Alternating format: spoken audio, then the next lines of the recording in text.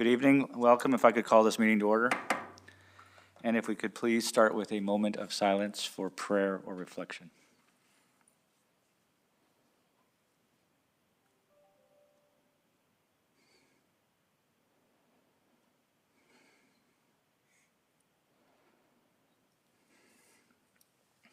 Thank you.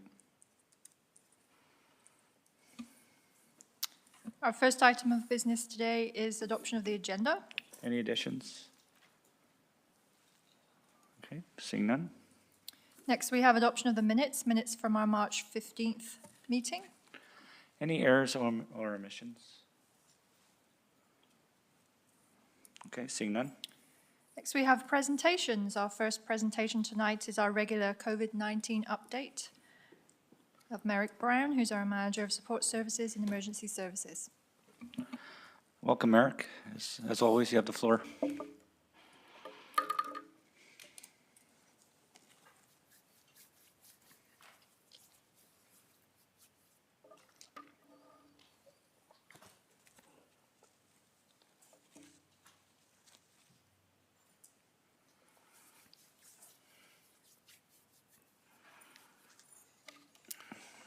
Your Worship, members of council, once again, thank you for allowing me to provide a quick update on our current state. Just over a month ago, I was standing in front of you, and we had roughly about 4,400 cases within the province. The reporting over the weekend was a brief summary, however, was updated today. And today, the province is now reporting 10,582 cases. So over double what we saw just over a month ago. Locally, we're also seeing a similar trend. So just 3 weeks ago, we had 9 cases. Today, we have 45 cases. So you can see that we're following a similar trend. So not only are the new cases increasing, we're seeing an increase in positivity rate, we're seeing an increase of hospitalizations. In fact, we're over 300 hospitalizations within the province now, which is actually above the threshold for the Step 3 reopening plans. I've said time and time again that we always have to stay cautious, and this is one example as to why we have to stay cautious. We can't let our guard down with this pandemic. The province did formally announce last week that we are technically in a third wave, so we are spiking up once again, and hopefully with efforts for members of the public right across, not only just locally, but within the province and Canada as a whole, we can bring that trend back down. So although everything's going up, all of our hospitalizations, active cases, positivity rate, there is still optimism within this process. Big focus right now, as you hear across local news, national news, is vaccinations and immunizations. So a number of municipalities, including the City of Medicine Hat, has partnered with Alberta Health Services to support with immunizations. So at our local immunization clinic, we are actively supporting Alberta Health Services with infrastructure upgrades to their current site within Higdon Hall. This includes wayfinding solutions, traffic control, traffic management, everything that we can do to support what is commonly known as mitigation within emergency management. We're in this phase now in order to eradicate the virus. With the increasing cases, our employees are still members of the community. Therefore, with increased cases, we still see an increased risk to the organization. As cases increase, the organization's risk also goes up.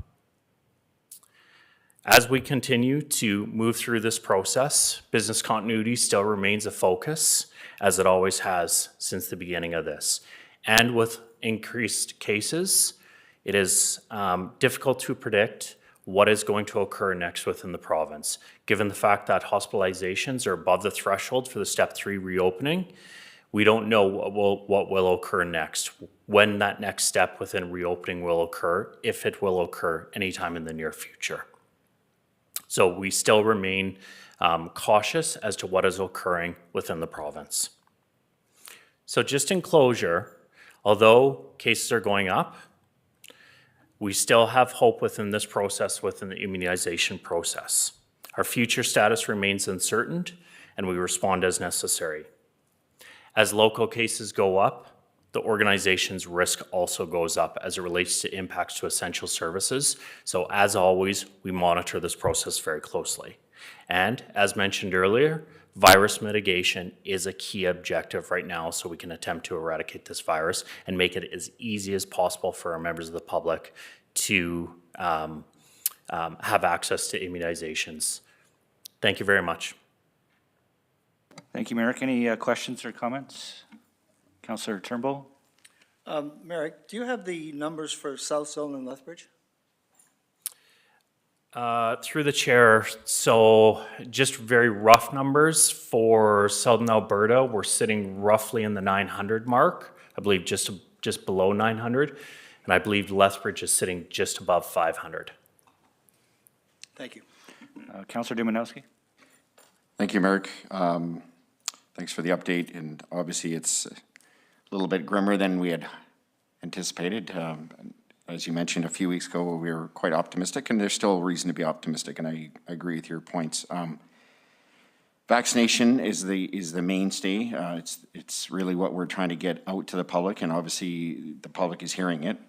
From my questions more around, and it might be a joint answer between yourself and the city manager, but when it comes to city employees who, whether they're a part of an emergency group who bump up on the queue legitimately, or are of the age group and therefore are eligible for it, are we making any, or are there any challenges, or are we making any accommodations for people who need to leave the workplace in order to go get their vaccination so that that does not become an impediment? I'm assuming the answer is yes, but.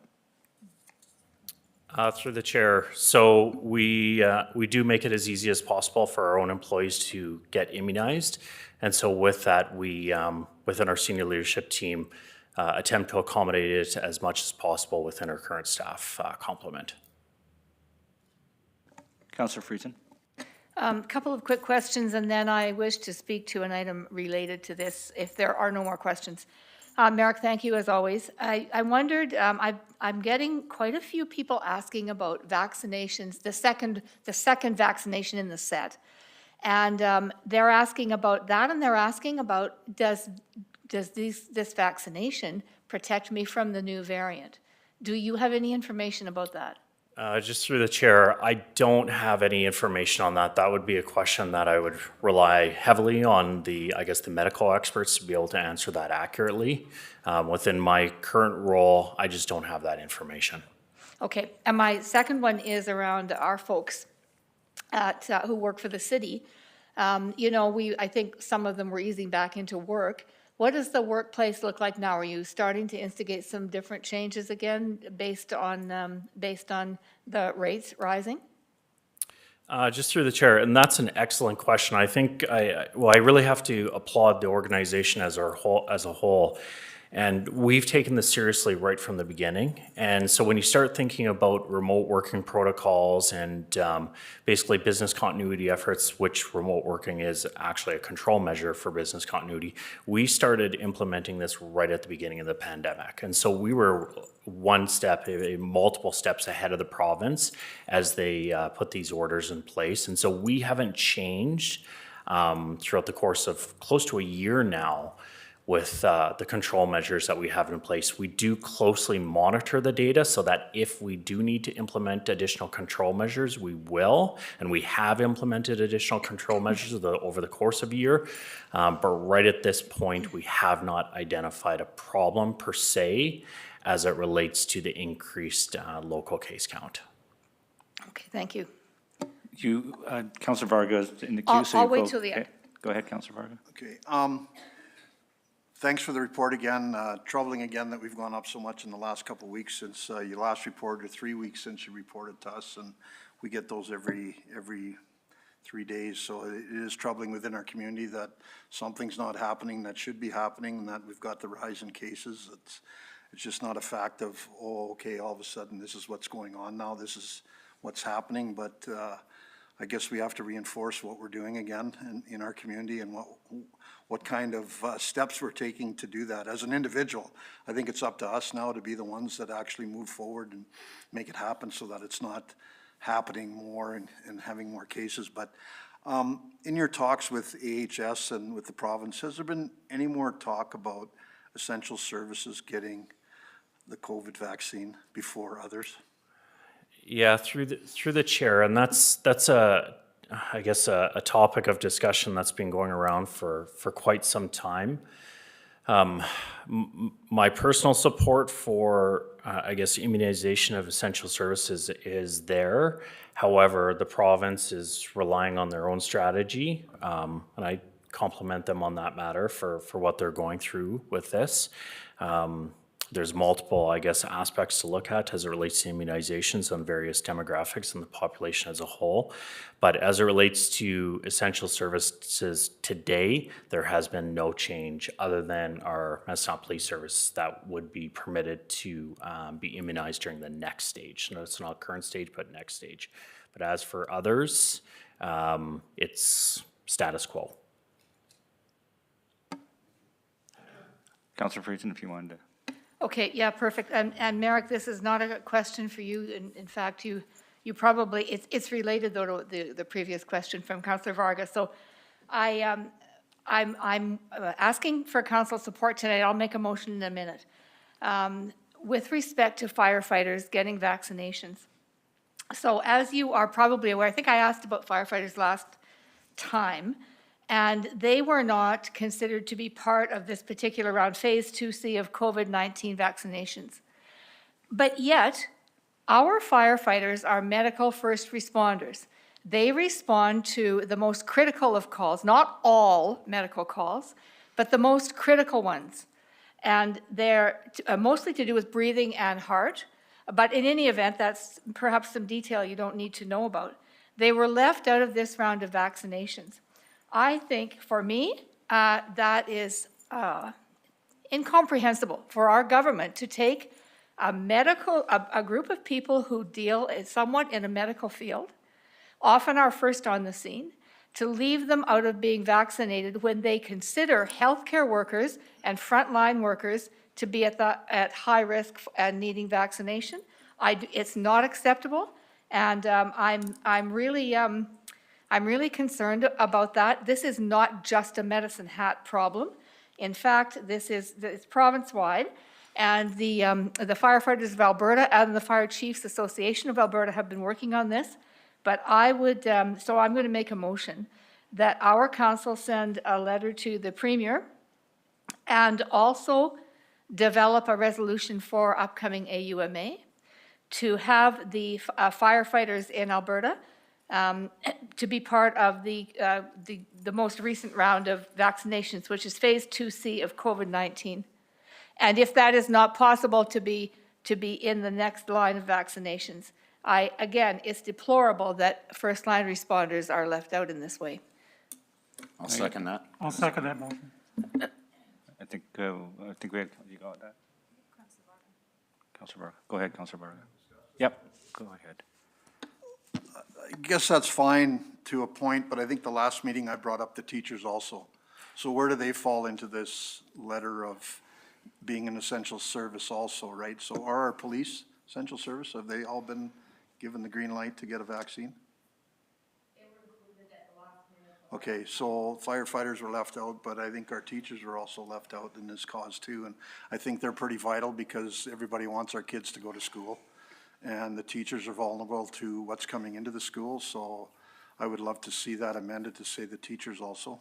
I don't know if that's possible with your amendment, or do you think it's worthy of that? But I think it is. If I could, Your Worship, through the chair to Councillor Varga, I don't take away from your concern about teachers. I mean, I've got some in my family, we've got one right next to me. So I absolutely think that's important.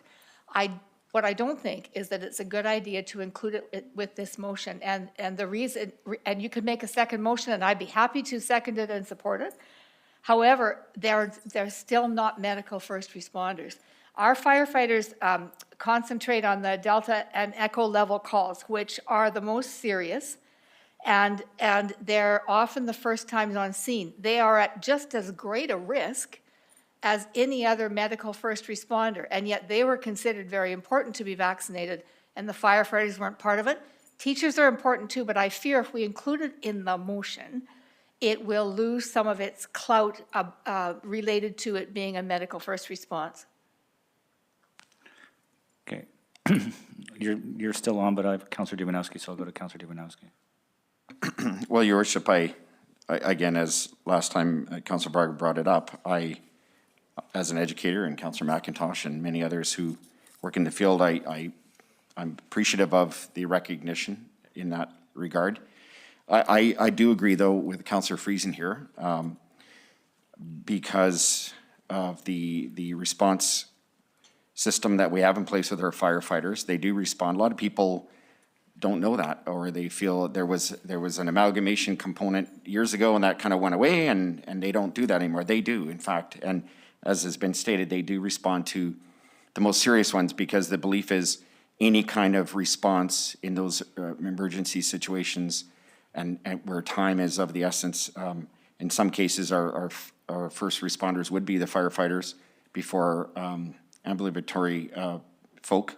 And so in this case, there's a greater chance for people to survive. And so they work in that regard hand in hand with our EMS. And to me, it's a recognition of that relationship that happens to be there. It may not be at a parallel level, but meaning from a frequency standpoint, but it's certainly they are in the front lines. And where I would also add a difference is they're working, when they're responding to a call for emergency, there's either some immediate or comorbidity that is apparent, which precipitated the call in the first place. And so they become that much more vulnerable. So having the assurance of all of our EMS, including our firefighters who respond in that capacity, be vaccinated is paramount. So I would imagine as time goes on, other frontline departments or categories will be added to that, and perhaps educators at some point. But I think the rollout has to be very specific when it comes to first responders, and in this case, our firefighters. So I strongly echo that. Counselor McIntosh? Thanks, Your Worship. So I'm struggling a little bit with this discussion as we as a council are trying to pick and choose who should be in line next for getting the vaccine.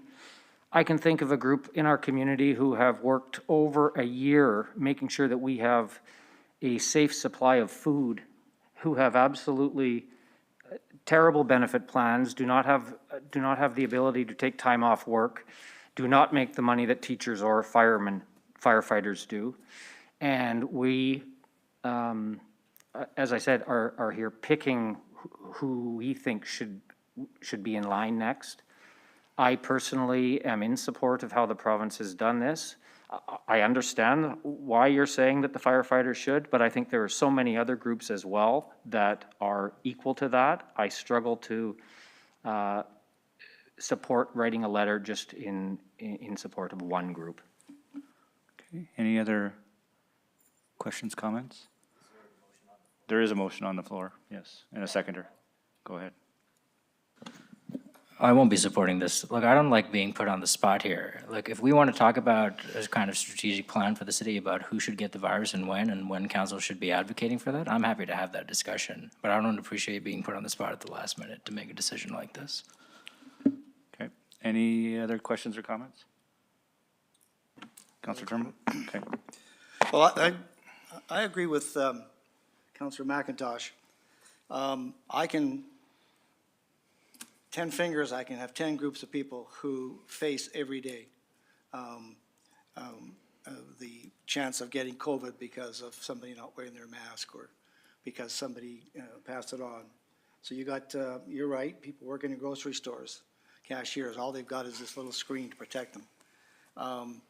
We've got teachers for sure. We've got even workers at our city who work at the water plant and distribution systems that are out that are also important. Look, the thing about picking favorites or picking who we think should go first, for every reason that you give for one group, somebody will give you 10 reasons for another group. And so Number one, I don't think the letter is going to change the province's decision on how it operates. I've talked to a lot of the firefighters, and they're great people, and they do a great job for us, and there's no question about that. But we all take risks in the pandemic, all of us. 10,000 cases in the province of Alberta.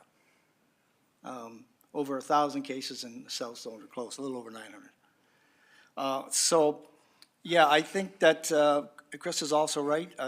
We could have had a chance as a council to discuss this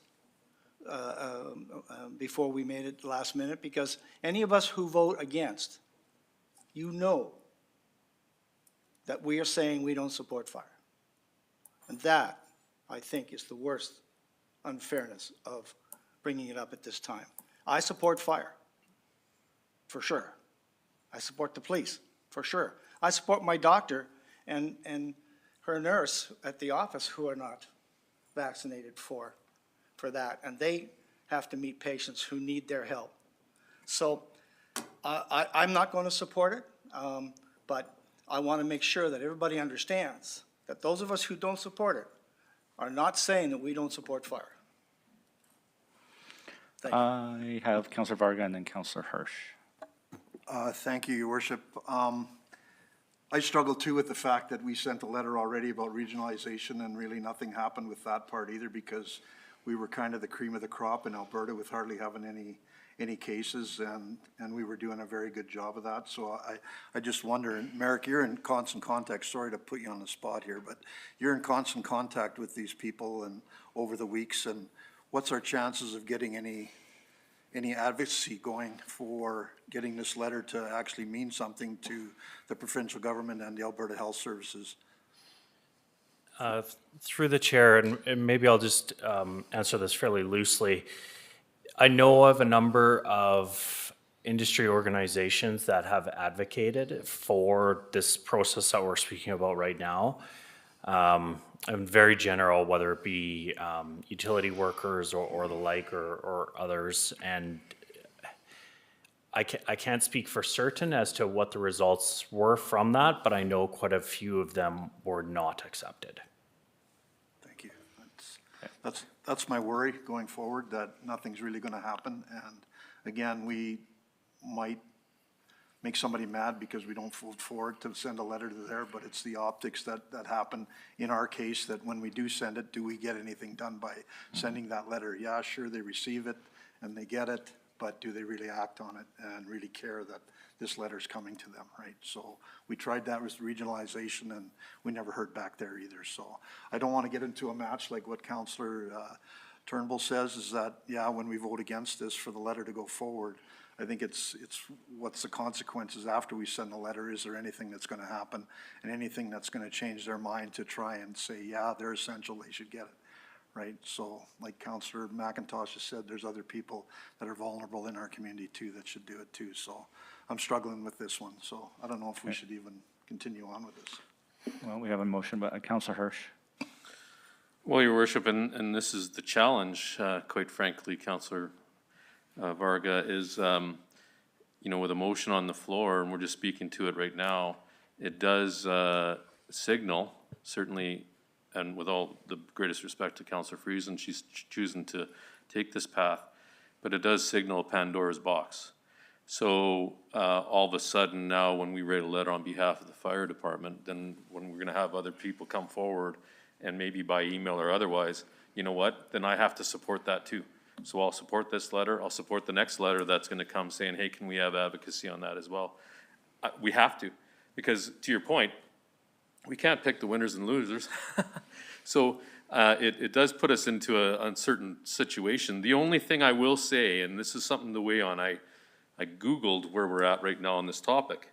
And as Dr. Dina Hinshaw explained Thursday, the province is making vaccine prioritization decisions based on personal risk of severe outcomes or death rather than risk of exposure to the virus.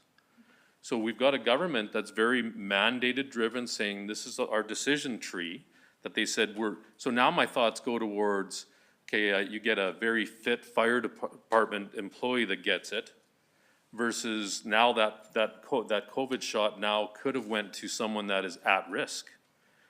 Now, here we are making that weighing decision, saying if I've advocated for that fire department who's certainly at exposure to the virus, but certainly could not, it wouldn't succumb to it likely because the males and females, quite frankly, and great for everyone that works for our city, you know, really and arguably would not be in the high-risk area of getting the vaccine. So I as well struggle, but I'll likely support this, but I'll likely support the next one that comes in from the next group that brings their hand forward.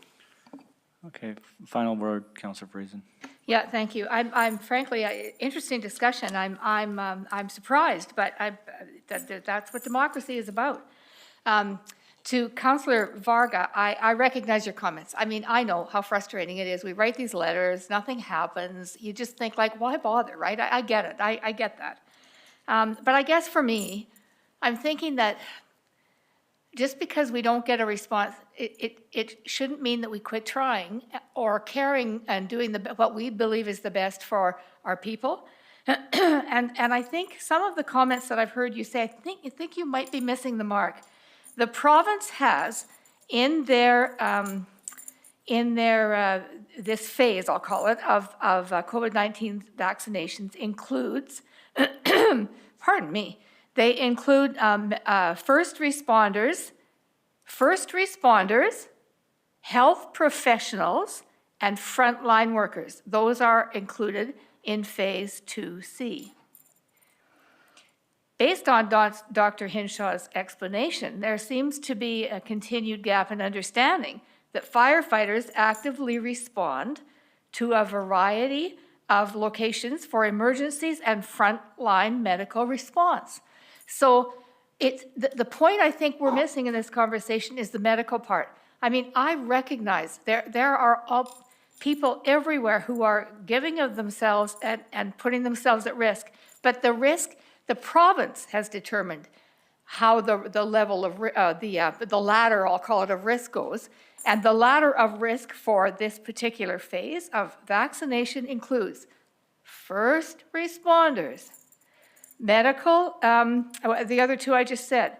So I think that's what you're missing. We're not asking for anything different. We're asking for a group that was left out to be put back in. Okay, I'm going to call a question. If we could vote.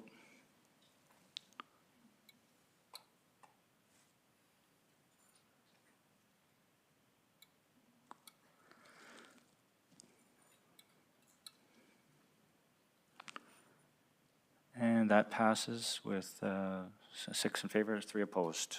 Okay. I think any other questions or comments from Eric? Sorry to make you stand up there. All right. Thank you very much. Oh, sorry. We probably should get a motion for reception for Merrick's presentation. So moved. Second. If we could vote on that.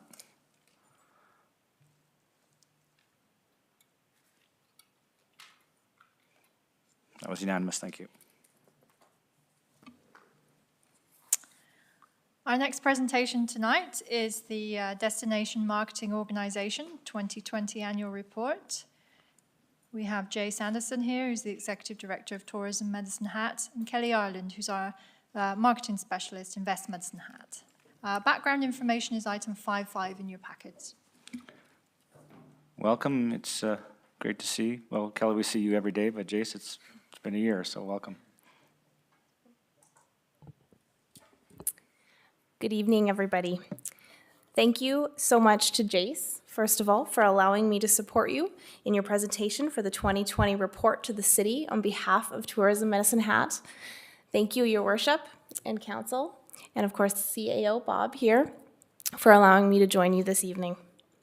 My name is Kelly Ireland, and I am the Marketing Specialist for Invest Medicine Hat, a division of the City of Medicine Hat. Firstly, I just wanted to quickly make a mention that the reporting structure for the tourism contract has slightly changed and will now be managed through Invest Medicine Hat. There is a very strong alignment between the two organizations and a desire to collaborate our efforts and seek out strategic opportunities to drive economic vitality and community vibrancy. If there ever was a challenging year, it was 2020. Tourism, the city, and Invest Medicine Hat partnered on an initiative we labeled as the My MH Summer Campaign, which allowed us to collectively encourage the community to celebrate the amenities and activities and businesses right here in our very own backyard. Similar to this initiative, we will continue to strengthen the relationship between the two organizations and promote this great community as a place for people to move, work, learn, and have some fun along the way. Jace and his team at Tourism continue to be incredible advocates for our city, even in the most unimaginable year. With that, I would like to welcome Jace Anderson to share the 2020 annual report for Tourism Medicine Hat.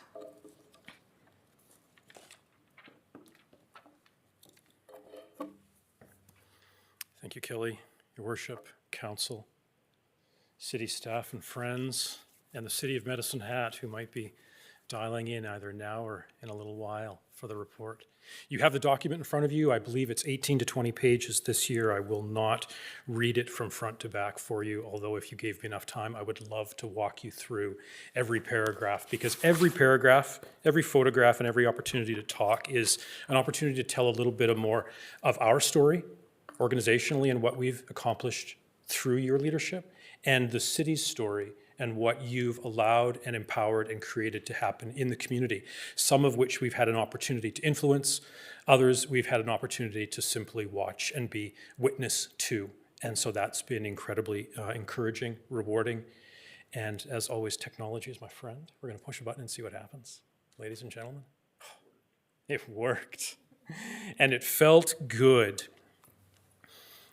In February of last year, the Visitor Information Center was just wrapping up its renovation, courtesy to an investment by the City of Medicine Hat, recognizing the datedness of some of the aspects of the building, but also the incredible value from a visitation, from a brand alignment, and from an economic impact standpoint. So we were very excited when March began that we would have the opportunity to open those doors and begin to allow residents of Medicine Hat, visitors, tourists, and very quickly, the year changed. That did not happen. We closed the doors to the Visitor Center very quickly in March as a direct result of COVID-19. We have been navigating ever since that moment, and the majority of the report in front of you captures that first 9 months, touching something that I am told in the tourism industry we've never dealt with before. We can look at SARS and we can look at numerous other things that our industry, which is an industry of industries, has dealt with and navigated and overcome in the past, giving us an expectation of being in a place where we can overcome, we can work through these things. The reality is this was brand new for us. We entered into a space of response and of triage. We put aside some of the things we had anticipated doing, some of the things that we were emotionally invested and very excited to do and promote and communicate on behalf of the city. We put that aside because, as you all know when you were there, empathy for the community, for the challenges that individuals and businesses, communities all the way down the line, well, I don't have to define for you how real that was for them and for us and for all of you in Medicine Hat. And so thank you for the leadership and the opportunity that was afforded in this city. We were active participants in the ERT response and a number of other economic responses that were in the community and led and partnered throughout the city. And so for that, we are thankful. This is the cover of our magazine. Like numerous communities in Alberta and Western Canada, in March and April and May, traditionally when publications and print campaigns are finalized and produced, we, like every other community, sat back and thought, do we print? Do we release? Do we publish? What do we do? There is example throughout the province, throughout Western Canada, of communities that chose to and chose not to. We chose to, but we dragged our feet just a little bit because we did not want to be out ahead of our stakeholders, of our business community. What we did not do, though, is stop communicating. And so we published this guide online. Now, we've published online every year. It's something we do. We print 30,000 copies. We publish online.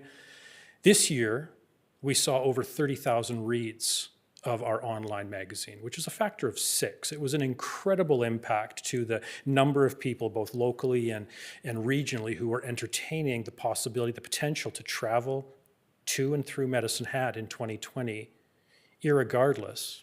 I try and say that because it's not really a word. Try and fit it in once a day.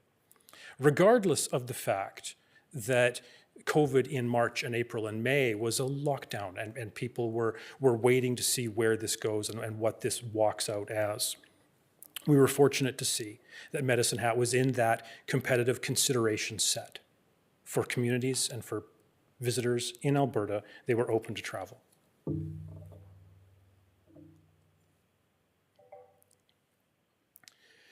Messaging during 2020, further to our decision to print and to produce and to continue to do the work we do, we continued to message and communicate the awareness of Medicine Hat as a destination and the openness for, when protocols would allow, would you join us? Now, we were successful. We saw really good indicators in mid to late summer of 2020 that give our stakeholders and our community hope for the summer of 2021. One of the things that we saw is related to this graph, and there's more detail in the guide, and I'd be happy to walk you through it over coffee at some time if you'd like. But the general premise is this is an internationally recognized third-party communication measurement tool. And they monitored 33,000 online conversations focused on Medicine Hat. And in those 33,000 online conversations in 2019, 46% of them were positive. They were recognized in the conversation as being promoting of Medicine Hat. Now, these are not 33,000 of our conversations, because we're ringers. These are 33,000 conversations that residents and past visitors or future visitors are talking about online, whether it's on TripAdvisor or in a Facebook group or on a blog post somewhere where they're interacting with the people reading. 33,000, 46% were talking very positively as a destination promoter, which is a year-over-year increase from 2017 of over 9%. Our trajectory is heading in the right direction. That is one of the competitive elements that in 2020 we believe we recognized the fruit of, because while as a result of COVID, we did not benefit from international travel to a great degree last summer. We did not benefit from being on one of the primary routes to the Alaska pilgrimage that our eastern coastal American friends and neighbors travel through us for that. And as you are well aware, we did not see the same level of sport and event tourism that we would have seen in a regular year. So those hurt. The absence of those, they hurt. What we did see was leisure travel that was regionally focused, that was Albertan in nature. And we did see what in the industry we refer to as VFR, visiting friends and relatives. And that's a fascinating segment of our visitation, because think about when you travel to see friends and family. I don't know that when I travel to see friends and family, I think of myself as a tourist.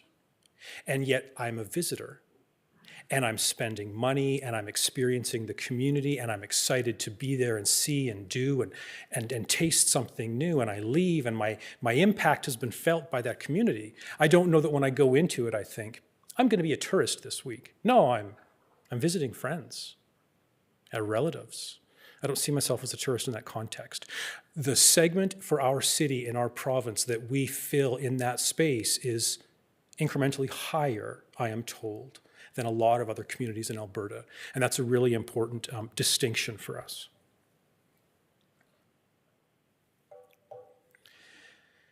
This is something that has been in the report year after year.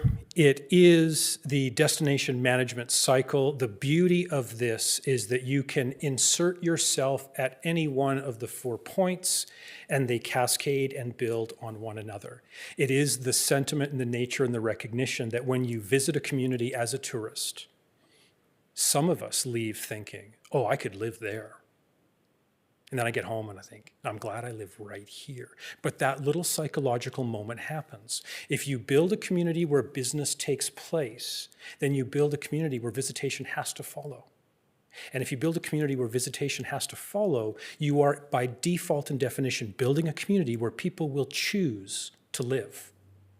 This is the spinning of the wheel, and I include it every year because it says more succinctly than I ever could with the microphone in front of me, that sentiment.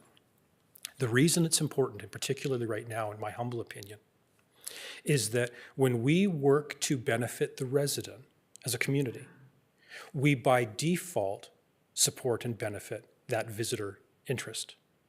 And when we work and focus on benefiting the visitor interest, and we're doing it in an authentic way that aligns and matches with our community and who we are and who we see ourselves to be, then by focusing on the visitor, we're in fact benefiting the resident, and vice versa.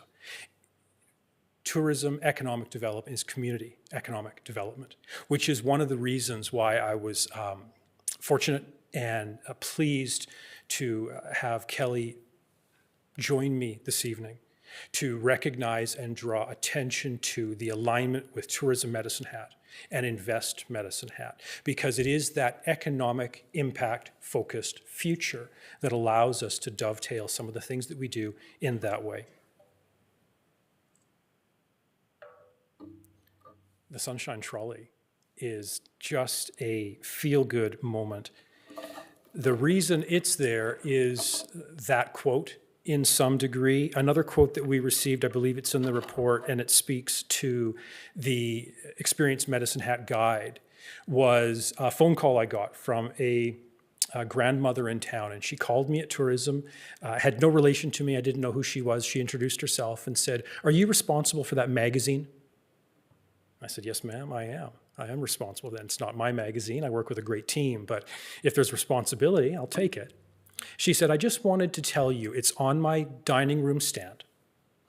And for the first time, I can guarantee you my grandkids will visit and stay." She said, "Because I can see them in it, and I can see them seeing themselves in it. And they're going to spend a couple of days at Medicine Hat. And they're not going to be getting out the first opportunity because they're visiting friends and relatives. Because in that, they will have the opportunity to be a tourist, even if they don't see themselves as that. And it is in that that we have economic benefit that benefits the industry of industries and the community." Like I said, there's more. I'd love to tell you more.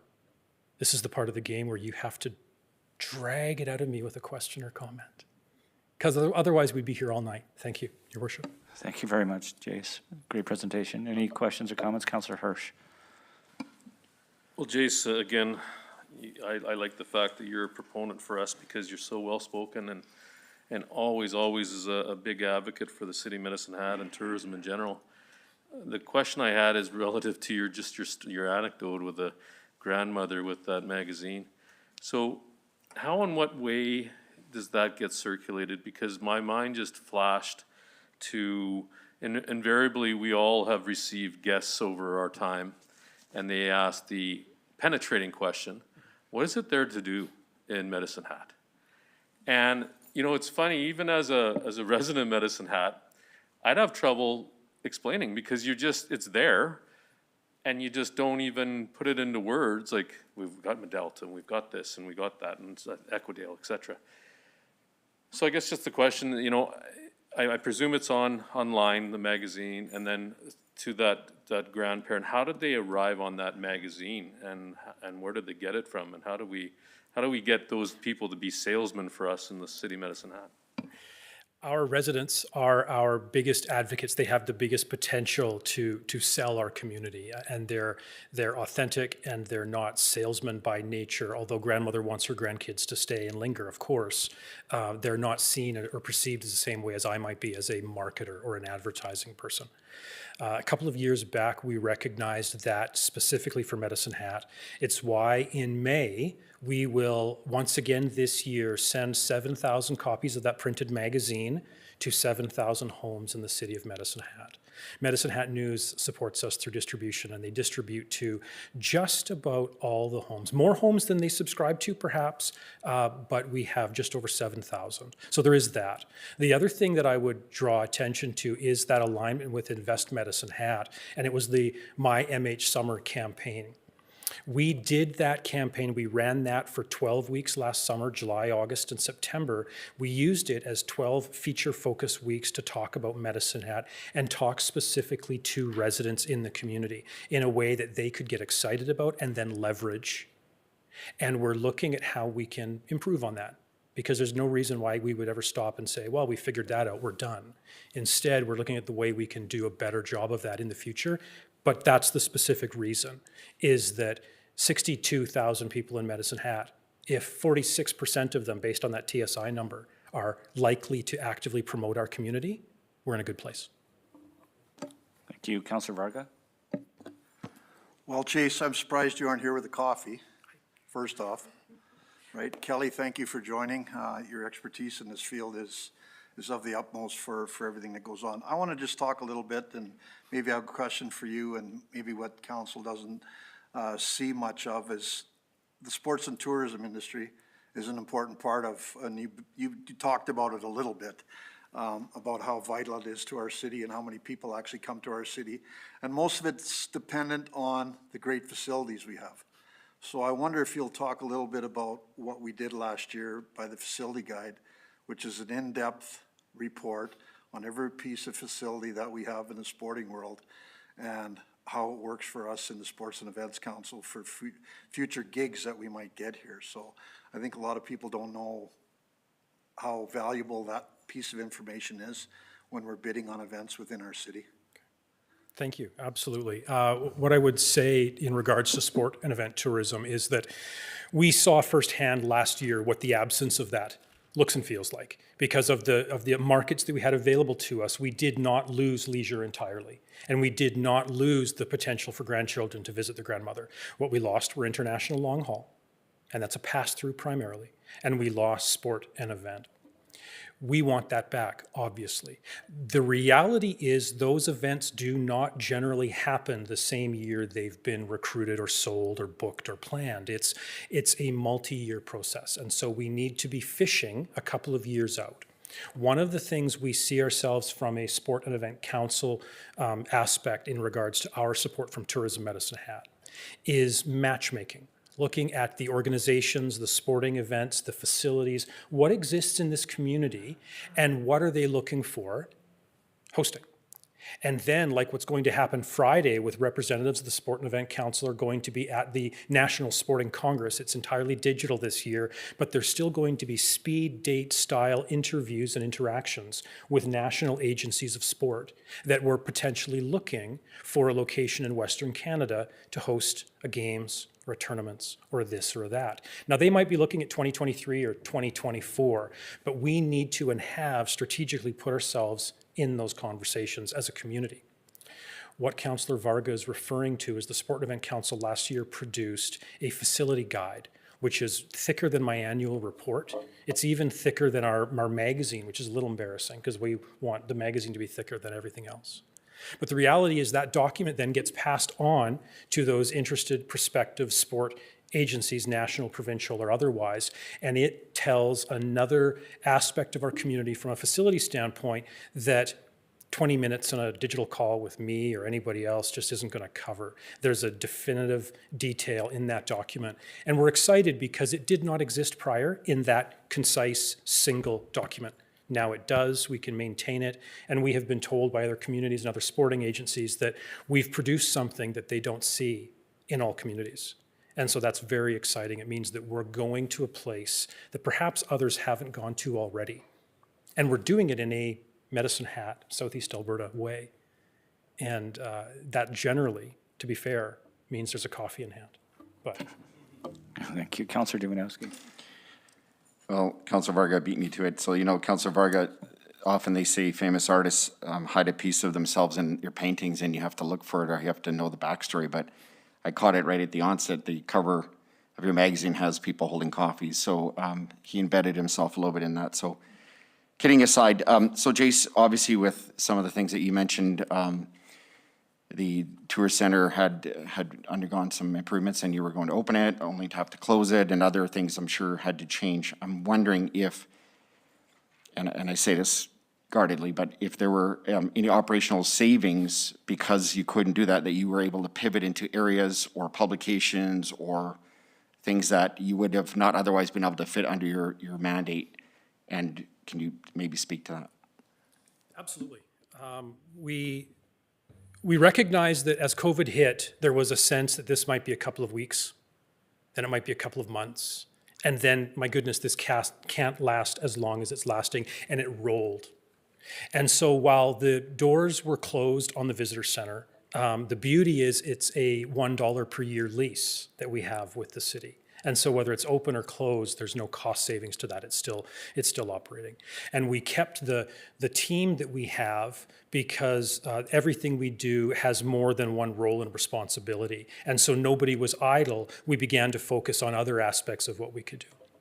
The reality, though, is what we lost was the incremental or variable revenue that we have. And so, for example, we published our 2020 experience guide.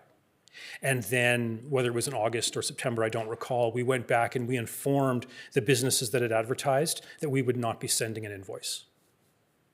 And so we didn't charge for the advertising in the magazine. It felt at the time like something we could do and something, frankly, that we should do. In the grand scheme of things, and I know you've talked about MHBIG and the different financial ways you've impacted the business community, and a number of those businesses are tourism stakeholders, and so I thank you on their behalf for that. This was a small bit, but it was a reasonable bit considering the space they were in, particularly when we're reminded that 99% of the businesses in the tourism sector of sectors are small businesses, 1 to 5 employees, and COVID hurts them in ways that we have empathy for but might not feel ourselves. The other place that we felt it was that in previous years, our annual report would report to you that we had the opportunity to invest $850,000 or $950,000 over the course of the year to promoting the community. Now, we do that by leveraging the dollars that we receive, that core fee-for-service funding that we get from the city. And the fee-for-service amount we receive from the city is consistent year after year and has been. It's $399,000, $330,000. That number didn't change. What we were able to spend last year to benefit the city was $650 plus or minus, not $850 plus or minus. That's the variable revenue that went away. So we began very quickly operating much closer to that line because there were things we weren't doing. We had to be strategic and we had to evaluate and put ourselves where we believed we as a community needed to be. And the report, I believe, illustrates what that mindset was. And we were incredibly fortunate and confident that we were able to spend $650 as opposed to not being able to get over the $399 that we receive from the municipality. But you're absolutely right. There were cost savings. There were things that we weren't able to do the way we had planned. One of the things we did that was new for us was the MyMH Summer campaign. So we were able to divert a significant amount of money to that would have been from elsewhere. So for example, we would have spent 6 trips to other communities, whether it's Regina or Calgary, to invite them to physically be in market. And those didn't happen. So we had that $15,000 or $20,000 available to us. That was what we used as seed money for the MyMH Summer, which was a campaign that spoke directly to Medicine Hat residents and leveraged that VFR segment, if that provides answer. Thank you for that insight, and it's good to help me to understand the flip side of the challenges that you face, so I appreciate that. Thank you. Councillor Friesen. Yeah, thank you.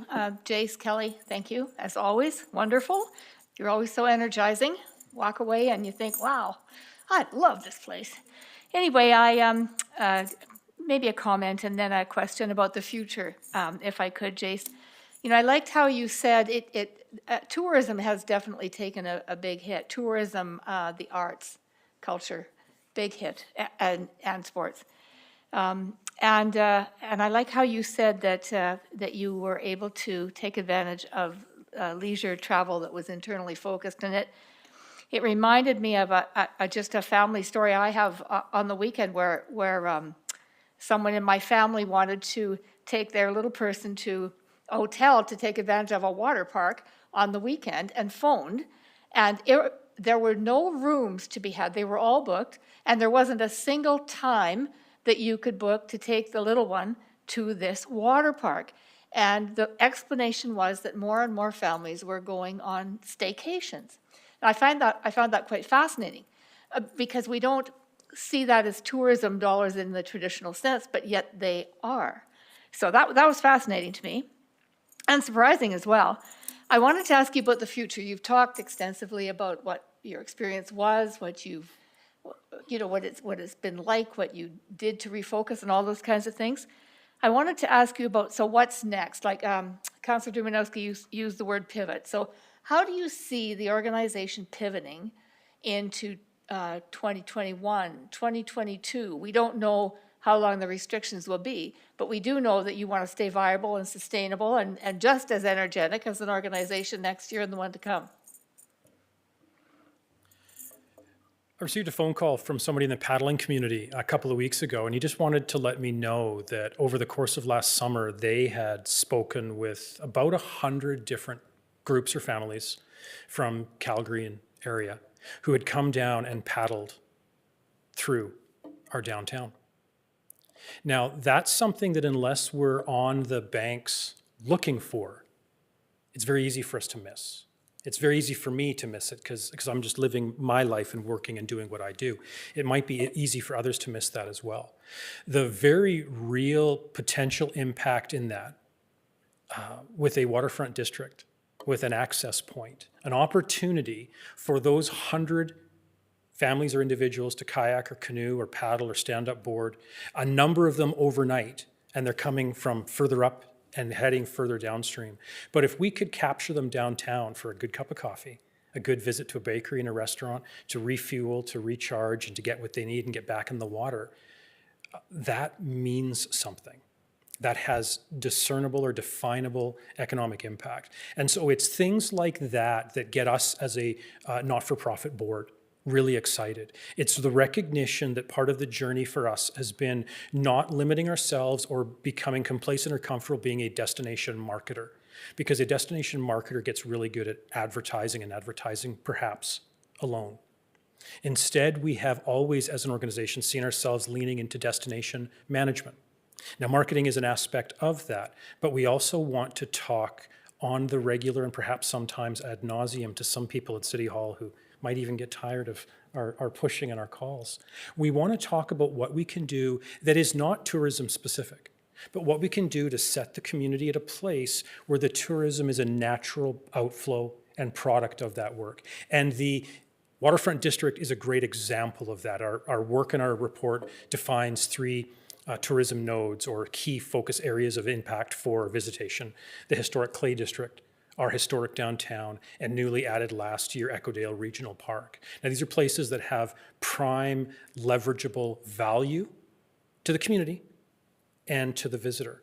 And so we see ourselves supporting those sorts of things. And then if we sort of dive to the tactical really quickly to answer your question, one of the things we did in the second half of our MyMH summer campaign last year is we took some of the things we were learning and we ran those ads in the Calgary market specifically. And we tweaked some of the messaging and we reframed some of the stories a little bit, but we took some of the things we were seeing get lift and leverage and we delivered them in Calgary. That has excited us in the fact that in 2021, the campaign will happen. We're going to have more money to attribute to the campaign overall, and we're going to intentionally spend those marketing dollars both in Medicine Hat like we did last year and in some of our key regional markets like we have in previous years. Any other questions or comments? Yes, please, thank you. Go ahead, Councilor Turnbull. So one of the really exciting things that we're talking about here is the fact that you have partnered up with Invest Medicine Hat. Because yes, I'm a big supporter of sports and bringing all these activities in such as we've had over the past number of years. But we also have an opportunity to bring in companies when we talk about geothermal or hydrogen or solar or wind or tech companies like CryptoCoin. And the fact that we produce a lot of electricity at a reasonable price. And so all those things add to the building of our tax base and the providing of jobs and opportunities, and tourism itself, because they got to stay at hotels, they got to eat in our restaurants. So I'm really excited about the fact that we have a dual focus here. What we used to call just plain tourism, people come to visit, versus using our industrial capabilities to bring groups of people who will then see us and say, come back. And I think you're absolutely right as well. We're building a new pickleball, $2 million court. Can you imagine the tournaments they're talking about bringing in? And the campground through the federal and provincial grants. And the riverfront, I think you're absolutely right. Having people be able to paddle down, pull in, have some cheese and wine. Not too much wine because you got to paddle back, but you know what I'm saying. So I'm really excited to see that we now have spread our focus a lot further than just looking for sport activities. So thank you. Thank you. Any other questions or comments? Excellent. If we could get a motion for reception. Thank you. Can I get a seconder? If we could vote.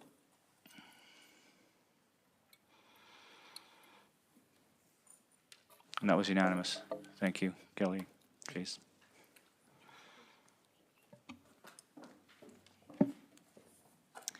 Moving on into our report section now. Item 5.1 is Administrative and Legislative Review Committee meetings, March the 16th, just for information.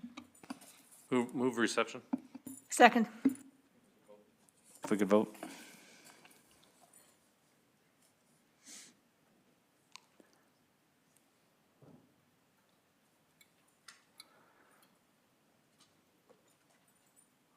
That was unanimous. Thank you. Next report's item 5.2, Energy and Infrastructure Committee meeting, March 18th, with the adoption for the report for the Cactus Coulee Place local improvement. So moved. I'll second that. Any comments? Questions? Okay, seeing none. It's a good news story, I would say, other than it's become an administrative problem, but other than that, if we could vote. That was unanimous. Thank you. Go. When we get to the bylaw?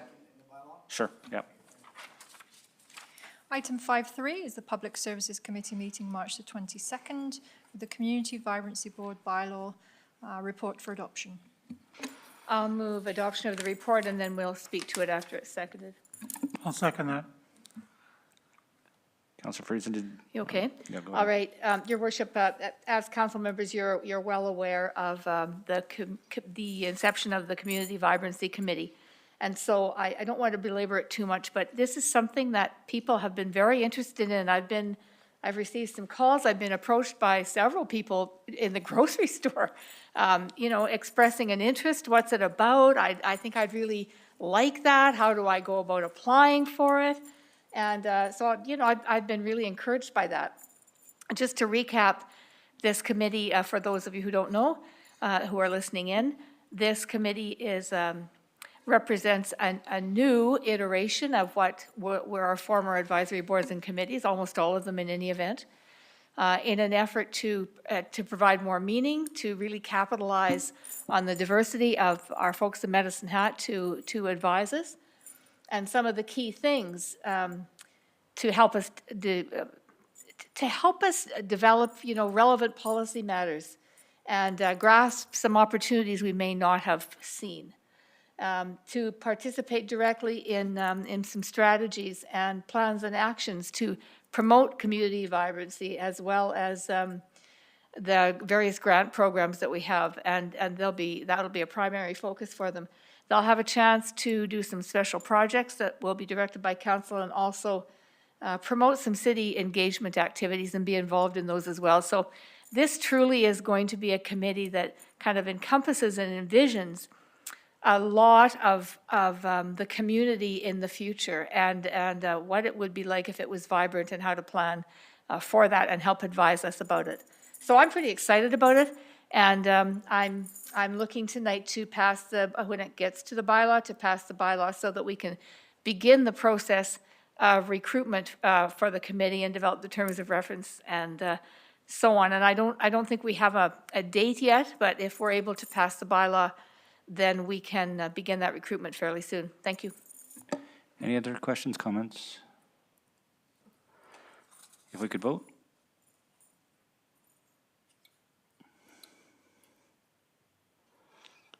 That was unanimous, thank you.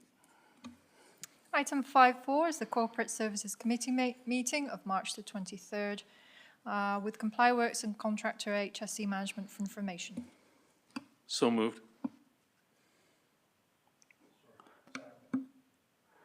Councillor Varga, I think you wanted to speak on this one. Yeah, through the chair. I had a lengthy discussion when we were in our corp service meeting about ComplyWorks, and reason being is that I'm out in the field, and I deal with a lot of contractors that are out in the field. And when ComplyWorks came in to work with the city, and you have to qualify to do jobs with the city, you have to have ComplyWorks. Even though they have a core program, a safety program within their company, they still have to be on ComplyWorks. And I think I brought it up in one meeting that it's a cost factor. Some of my concerns are that people have to manage it within the corporation or within the company, and it costs money to do that. You have to have a person that fills in all the blanks and does all the proper paperwork and does all that. And I see in some of the discussion here, the city calls on liability, that we help ourselves with liability. Well, on a job, everybody's liable. All the people that are listed on that job are liable for the job that's at hand. So, but in talking about the cost of it, I see that we have 780 companies that are now part of this ComplyWorks. I believe that we're one of the only cities that has this ComplyWorks that works on it when we had that discussion. Through some research and through some people that I talked to in the industry, they said that it costs around $5,000 a year to be part of this, plus your subscription fee. So if we have 780, and what I'm going to say is that somehow those companies get their money back. Don't get me wrong. When they do work for the city, they get their money back somehow through a competitive bid or through work that they do with the city. That cost is incorporated into what they're charging the city. So it's a little alarming to me when you figure out that there's 780 of them, and if it costs $5,000 for them to look after it a year, that's $3.9 million that it's costing the city to do that. Now, they can probably argue with me that it's not going to cost that much for everyone, but it is a matter that's troubling to me that it does cost that much money for the city to be part of this ComplyWorks. And the other troubling thing is, if you don't go on ComplyWorks, you can't do any work for the city. You have to have ComplyWorks first. And I think through one RFPs that we had a company that didn't do it, so or didn't qualify because they didn't have ComplyWorks, and we left $400,000 on the table from their bid to another bid. So it's troubling to me that this is happening, that we didn't get that company on board to do ComplyWorks because we would have saved $400,000. So we're talking about being financially fit and doing certain things and doing it efficient, and ComplyWorks is a sore spot for me because I too am directly involved in this, and the only way that we can do work for the city is if we're on ComplyWorks, which we are. But it does cost money to be on ComplyWorks, right? And it's troubling to me that the city is supporting some of this to do that, and it's costing them a lot of money in the long run. So I just wanted to make you aware of that because I'm directly involved with these guys and I hear it from them. When they say that most of the businesses are okay with ComplyWorks, I would argue with that a little bit. They find it another, because they have CORE, they already have a safety program in place, but now it's not good enough when you want to do work for the city. So you have to be on ComplyWorks in order to be qualified for this. So it's troubling to me that this is happening. So it's two safety programs that you have to have. And when you already have your CORE for every other place that you bid on, other than the city, CORE seems to be good enough. But in this instance, it's not. So it's troubling to me. I've got a lot of questions, and I know it's for information, but I just wanted to make you aware of it. It's not as cheap as what we're saying that it is. And when I go to the presentation, it shows that on the line item, that in 2017, we had 76 incidents. In 18, we had 79 incidents, so it went up. In 2019, it went down to 50. But then again, in 2020, it went back up to 64. And they said the rate is decreasing by 25%. So to me, it's rising, right? So really, again, is it comparable to being efficient and good and well and everything else, and then we're protecting ourselves from any liability issues? So I do have a lot of concerns on this, and I hope somebody will talk to me, and I have talked to lots of people within the city about it, but I wanted to make you aware of it. It's costing the city money. Yeah, no, that was, there's some very compelling arguments there, and that this is obviously for information, and we've implemented this in 17 or 18, whenever we did this. But maybe something we look after, and I'm sure we'll have a good discussion with admin and talk about why we're continuing to do this, but I'm sure there's some great counter arguments as well, but I do appreciate you bringing it up, Councillor Varga. Any other questions or comments? If we could vote.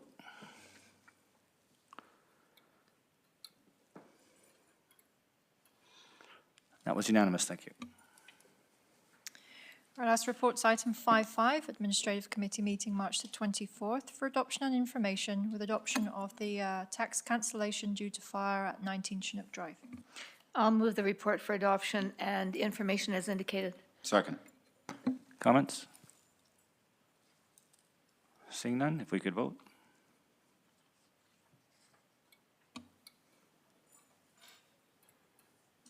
And that was unanimous, thank you.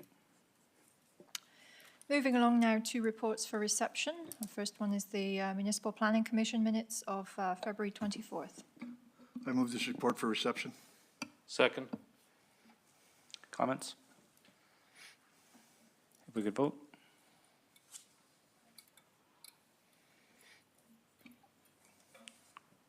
That was unanimous, thank you. Next report for reception is the Police Commission meeting of March the 18th. I'll move reception. Second.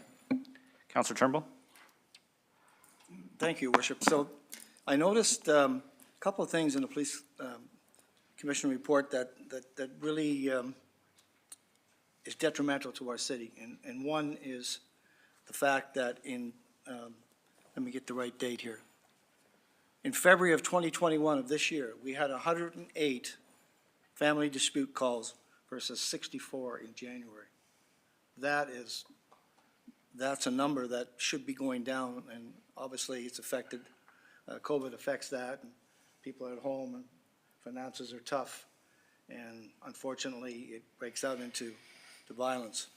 So I want to give full credit to our police force, because that's not what they're there for, to solve family disputes, but they do it in a very courageous way. The other one that really, really bothers me a lot in the report is all the problems we're facing in downtown with, so let me try and be as delicate as I can. I understand that we have people who have either alcohol problems or substance abuse problems, who are mentally disturbed one way or the other, or have just hit the bottom of the road in their life. And yes, they have rights, but so do the people who live in the city, who do their business down there, who pay their taxes, who employ people. They have rights too. And I don't have the answers. I wish I had the wisdom of Solomon and could give you the answer to that. I don't, but I sure think that's something that we need to ensure, that we don't have homeless people sleeping in the doorways of businesses. that we don't have homeless people sleeping in the stairwells of businesses where people are living upstairs, that they're defecating and urinating in public places. Yes, I would like to help them, but we do have lots of available ways that people who are in need can be helped. But we also have to be a little bit more, I don't want to use the word harsh, but we just simply cannot allow 20 or 30 homeless people to destroy our downtown. We've been trying to rebuild our downtown for 25 years. And we're making great progress. We've got the riverfront coming. How is that going to affect that? So I do think, hopefully, the chief will have some sort of idea. If not, I think it might be something that, I don't know what department that would be. Would that be Public Services or?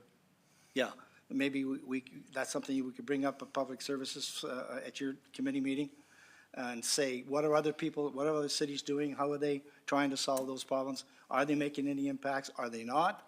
Okay, I guess if there's no answer, but I think sometimes we just have to have the courage to say, you know what, we're going to pass a bylaw. It may not hold up in court, but you know what? We can't be afraid of doing nothing because we're afraid that somebody will write us down. I think sometimes we have to just go ahead and do what we have to do to ensure that people sleeping on city streets in the middle of the night, affecting businesses first thing in the morning, or businesses that are opening if they're cafes late at night. We need to protect their rights as well. So I just wanted to pass that on. Thank you. Thank you. Councillor Varga. Just a question through the chair to the two on the commission. The downtown program with the 3 officers, does it end at a certain time, or is it continuing on all the time, or is there an end date that continues on till? Or is it ongoing all the time? It is? It's a permanent? Your mic, Councillor Fraser. I turned it off instead of on. At this point in time, it's a permanent unit that's located downtown. In fact, with a small space in our transit terminal, which is one of the areas where we've had some issues. And, you know, I mean, with anything, if we found there were larger problem areas and had to redeploy, that can happen. But at this point in time, that's not the case. Councillor Turnbull is right. Downtown has experienced some significant issues, and it's certainly top of mind for this unit. We've had good response from this unit, and there's been some really positive things that happen. Doesn't happen overnight, but I recognize the concern. We talked about mental health earlier. The calls around mental health continue to escalate, and mental health and homelessness are, as well as other issues, are very closely related. This is not an easy thing, and it really tears at you, that's for sure.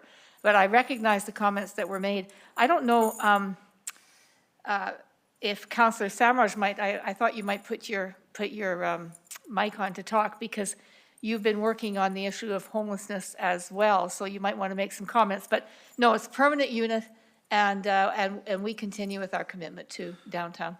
Just a supplementary question to that. Their area, is it on that side of the tracks that they stay, or do they go to the other side of the tracks too, on North Railway? Yeah, that sounds terrible, but no, I'm not sure. I don't know. The scope of downtown is fairly wide, very similar to what we might consider it. And I know the tracks are in the middle, so it's a funny kind of a circumstance, but they go to both, yes. Okay, I need to know that. Thank you. Any other questions, comments on the Police Commission report? One thing I just wanted to draw your attention to, and I'm sure you looked, but Medicine Hat has become one of only 4, the 4th drug treatment court in Alberta. This is quite an interesting program. The instituted by the province of Alberta, of course, and the aim of the program is to assist individuals in breaking that cycle of crime and addiction, and they're related to each other, and providing an alternative to prison, where oftentimes the habits around crime increase. And so it's only meant for non-violent offenders. And we had a presentation about it, and I won't go into a great amount of detail, but the rigor associated with this court was fascinating to me. I went in thinking that, oh, people aren't going to be happy about this. It's an alternative to a court process. But when we learned about the rigor of the assessments and the processes and the commitments the individual had to make, it's just, I found it fascinating, and I really did find it to be really rehabilitative in nature. So we'll see what happens with it, but we're one of only 4, and so that's a good news story for Medicine Hat. Thank you, Councillor Samraj. Thank you, Mayor Tillotson. I think it is a complicated problem that every city is facing right now. I think there's a few things that we need. One of the things, the downtown patrol, I think, has been great, and as Councillor Friesen and Dumanesky know, the police do a great job.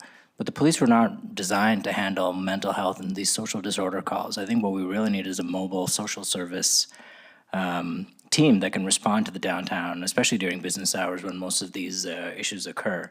The other thing, I know that the police have a new app. I think what would be nice if we could add to that app to kind of make it easier to report some of these things. Because a lot of the issues that we see downtown are not necessarily criminal in nature. If somebody's just talking to himself or yelling at people on the street, you don't necessarily need the police to respond, but you do need somebody to come, and we need a faster, kind of easier way to report those things. Because I don't think the data that we have for what's actually happening on the street is particularly good. I know that the police have a heat map, but I think that just captures kind of criminal activity, which is a high bar for kind of what we're talking about. And lastly, I think what we need is to change the relationship between the downtown and the kind of transient people that live there. And I think we need to be careful about how we describe the people that are causing problems, because it's not always people that are homeless there. But we definitely have an issue, and I think council is going to have to start dealing with this in a little bit more systematically way. But to Councillor Turnbull's point, I disagree with him that passing a new rule is going to solve this. We can't. I mean, our powers are limited to passing bylaws which are non-criminal in nature. We can't constantly stop fining poor people with money that they don't have. So I do think there are other things we can look at, but I'd rather deal with the problem than simply just try to do some of these Band-Aid solutions. No disrespect, Phil. Well said. Well said. We already do have a public behavior bylaw, which encompasses just about every one of the problems that you've been discussing, but it's difficult to enforce. Councillor Hirsch. And as most people know, I live and work downtown, except for this last year, of course, but COVID. But you know, as a person that over the last 20 years saw the evolution of downtown, that you know, we put a lot of solid effort into. And I was right here talking about the donut that is other communities, and how downtown. If you don't take care of your downtown, you become a donut community, and all of a sudden you don't have a downtown. The challenge that we're up against, and all of you have been lobbied by business owners that are there, is that they're in an effort to try and solicit customers downtown. And, you know, all our valiant attempts to, well, we have the wrong people, it's the police, well, we should have a mobile unit. The fact of the matter is, when we have a downtown that you're trying to lure customers and show them the best impression, Jace Anderson was right here saying, come to Medicine Hat, et cetera, but you only get one chance at a first impression.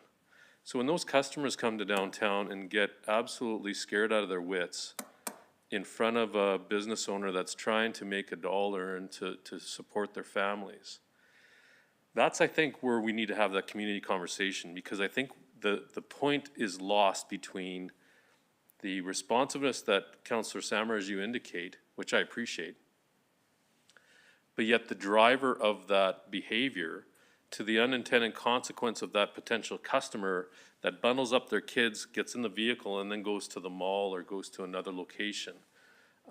That's the challenge, I think, is the real nut we have to crack on the perspective of the merchant, the downtown merchant. And I work for an organization that has a vestibule that every odd morning there's either feces, a broken window, or any other type of that activity that the downtown police force can't cover 100% all the time. The mobile unit cannot cover 100% of the time, arguably is all reactive services. So that's the challenge. And, you know, we just have to be cognizant that there's many different perspectives on this, and I'd like to champion every one. But we do have to have some tough decisions in terms of how we're going to deal with this. Thank you. Any other comments? All right, seeing none, if we could vote. That was unanimous, thank you. Moving on to new bylaws, item 7.1 is bylaw 4658, bylaw of the City of Medicine Hat to amend bylaw 4604, which imposes a local improvement tax in respect of all lands that directly benefit from the Cactus Coulee Place Southwest Local Improvement Project. Move to leave, to introduce bylaw number 4658 to replace bylaw 4604, first time reading. Second. Councillor Turnbull, did you want to say something? You said you wanted to say something. on this? I'll wait till second. Okay, so 2 weeks. Yeah. Okay. If we could vote?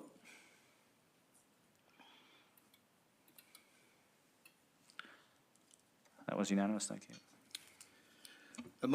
Council move that bylaw number We're just doing first reading tonight, so that's, Oh, okay. you want, oh, okay. Yeah, You I can think go she was through. going to go all Okay. three, yes. Move that bylaw number 4658 be read a second time. Second. Go ahead. You wanted to say something, second reading? Oh, yeah, second reading, Yeah, sorry. go ahead. Hold off on the vote for a second. Oh, I think this is a really good news story. So I think this is a really good news story, and I'd like permission, Mayor Cluxton, to go through our city manager to managing director Brad Maines to give the reasons why we're actually making this amendment to this bylaw, which I think is a good news story. Thank you. Thank you, Councillor Turnbull. Through the chair, back to Councillor Turnbull. Yeah, so the original bylaw was based off of best estimate from our engineering consultant. Upon our robust procurement policy, the actual bids for this work came in approximately 20% less than that original engineering estimate.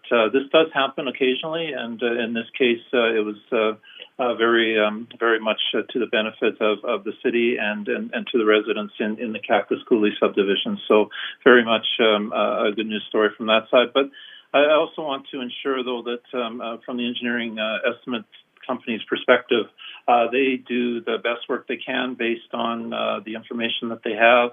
And thus, we have full confidence when we do get those engineering estimates that we do expect that when we do go out for bid and that work is completed, that is within an acceptable range of those original estimates. And although this is a little higher than, a little less cost than we would normally expect, it's still within the range of probable outcomes. So we believe that our policies and procedures worked well in this particular case, and the residents of Cactus Coulee can now enjoy a city water service. Thank you. Yes, you're absolutely right. And only that, it's, when I say it's a good news story, is that, when you have a bid, and normally speaking, it tends to stay with that. But obviously, we did a good job of supervising that. We saved $54,000, which means each one of those 7 homes will save $1,300 per year for that, for their local improvement tax. So it just shows you that even fiscally responsible guys like me do have a heart. Thank you. It's better than if it came out the other way around. Councillor Domanowski? Well, Your Worship, I appreciate the intent of the bylaw, and maybe I'm understanding it. I think I'm understanding it, but maybe there's a nuance here that I'm not. So if I understand it, essentially the estimated cost came in $58,734 more than the actual, and so the goal here is to reflect the actual cost. I guess my question would be, and I heard that most of the time it's within the variance of the estimation. What if in the end, I guess my concern is, what if in the end the actual were to be higher than the estimated, which may have already been a difficult point for, or a point of contention for a local improvement to have just barely passed within a neighborhood or residential area, and then the actual were to come in higher. So unless I'm missing it, it seems to me then the actual would be the value, and I, to some extent, it makes sense, and they're probably warned of that, but if we have a $59,000 delta here, it could happen the other way around, in which case it could prove to be prohibitive for a neighborhood to proceed. Would they then, I guess, what are the options in that case? So are we, if, unless I'm understanding this wrong, I feel like we're, perhaps the intention is correct, but maybe we're putting ourselves in a situation where the estimated cost will not be the actual cost, and it will be actually considerably cheaper, in which case they would be on the line for more dollars. So can I get more thoughts on that, please? Through the chair to Councillor Dumanowski, I'll defer that to the city solicitor as he'll be commenting on the construct of the bylaw. Ben, would you mind addressing that question? Yes, through the chair, if the costs were to come in higher, there would be an opportunity for council to revise the rate once to reflect the higher costs. So there is that opportunity to adjust the rates once.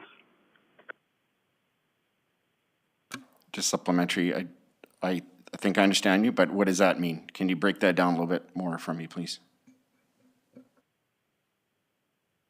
So if I understand you, they'd still be on the hook, but you could adjust the rates, extend the timeline so that the fee wouldn't necessarily be higher than what they had planned for, but it would be over a longer period. Is that what I'm hearing you say, or am I missing the boat?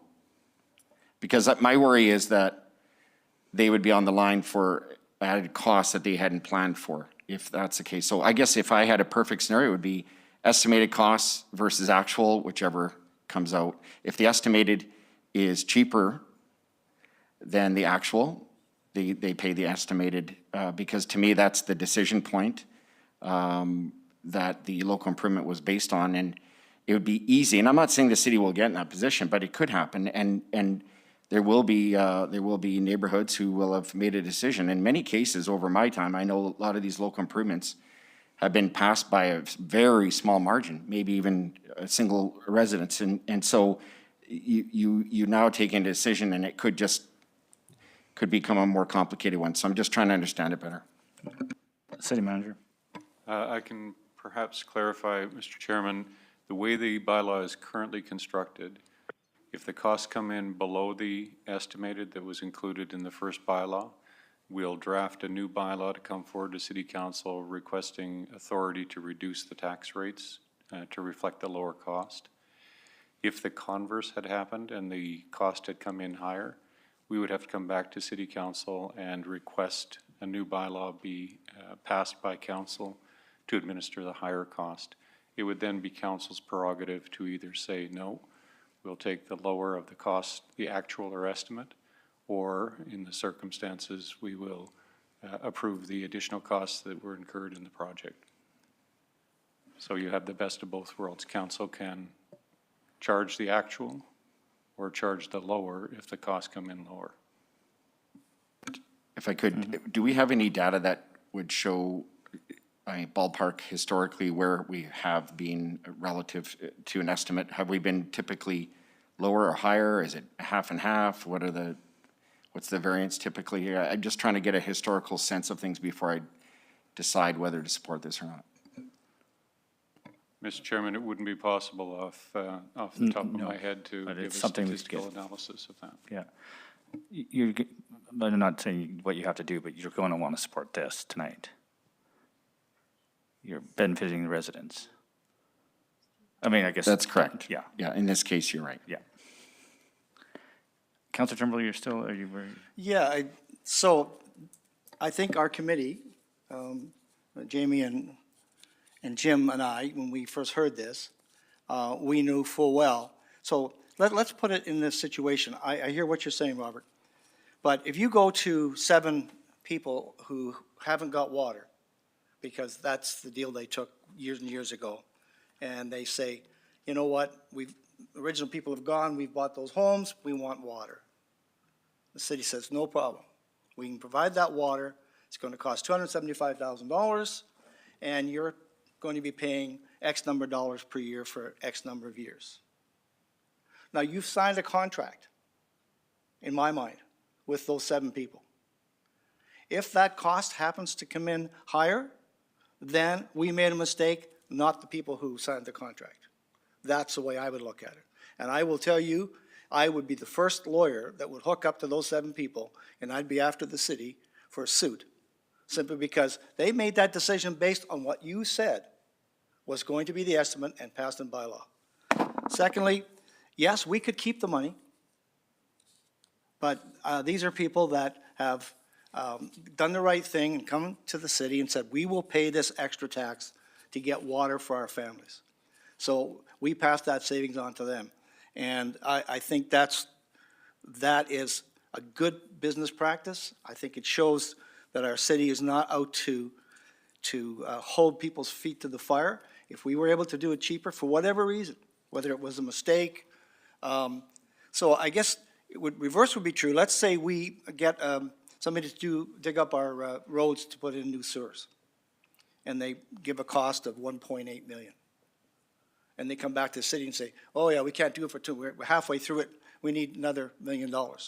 Would you support that? We have a contract. That's what contracts are all about. Sometimes you do well in a contract. Actually, Councilor Varga and I were just talking about that. When you go and bid on a contract, you got to make sure you know what you're doing, because if it goes south, you're either a winner or a loser. And so I think this is a really good news story. And I'm really pleased that our city took the right steps in saying is we are going to return the cost of your water at $1,300 less per year for the number of years. I can't quite remember what those are, but that's how I look at it. I think that's how our committee looked at it when we were discussing bringing this bylaw back. And so I hope that you'll support it, because I think it's the right thing to do. Thank you, Councillor Hirsch.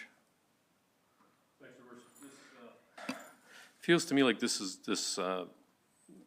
issue and this amendment is basically a housekeeping item. The idea being is that we just, if it is lower, we will make sure that the local improvement tax is reflected on the lower amount. You know, to Councillor Dumanowski's point, and I appreciate that he's always on the protection of the taxpayer, but you know, as a person that kind of looks at a lot of contracts, you can put anything you want in a contract. When it comes to the bid, you can say, hey, at the end of the day, the understanding of this bid is that you will not be going over, so you bid accordingly. So it does protect the taxpayer. So whether or not that happens on the bid process is completely irrelevant for what's in front of us right now, but I certainly enjoy the conversation because it just tells me that we're making sure we're protecting the local improvement, but certainly I think there's measures you can put into place on any contract when you go to RFP. Thank you. I would assume that if the bid came in way, way high, we would go back to the residents, even before we did the work, are you still on board? Yeah, and, or as the CEO mentioned, we have, if we deem it fair and equitable, and it's over, somehow there's a mistake made, council could deem it fair and equitable and just charge them the original quote. So I think there is some protections for both the city and the taxpayer. But good points. Thank you for that. Yeah. All right, for second reading, if we could vote.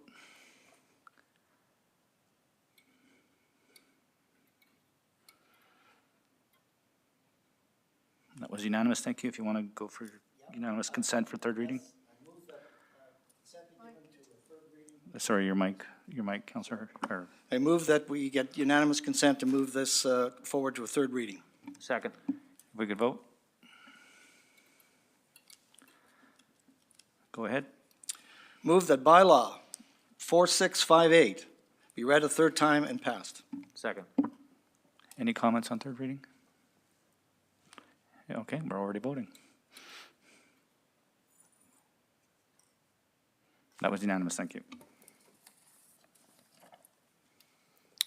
Next bylaw is 4661, a bylaw of the City of Medicine Hat to establish a Community Vibrancy Advisory Board, and also with unanimous consent, it can go for all 3 readings. Your worship, members of council, I move for leave to introduce bylaw 4661 for first reading. I'll second that. If we could vote.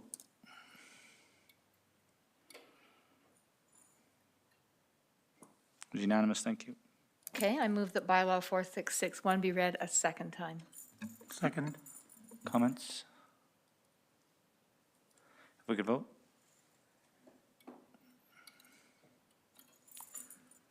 That was unanimous, thank you. All right, I will ask for unanimous consent for third reading. Second. If we could vote.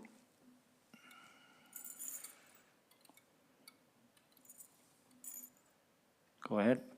And finally, I move that bylaw 4661 be read a third time and passed. Second that. Any questions or comments?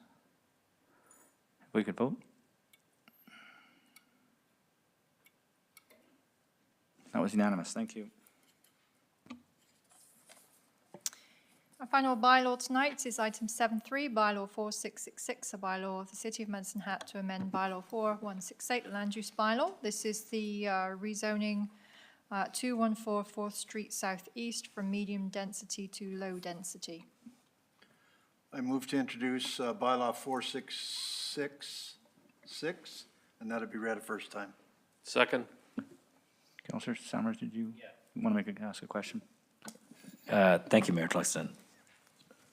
The applicants are in the gallery, and I was just wondering, just for everybody's sake, if the city clerk could remind us of the notification process and how fast city council will render a decision on this item? Through the chair to Councillor Samraj, so this tonight will just be first reading. And then after tonight, assuming you'll pass first reading, we will be sending out notifications to adjacent and abutting property owners in that area. And then the bylaw will come back for a public hearing and second and third reading on the first meeting in May. If we could vote.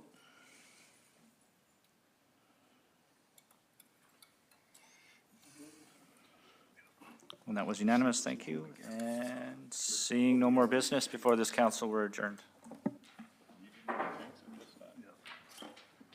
Participant exiting. Managing Director Pan Coast. Ben Bullock,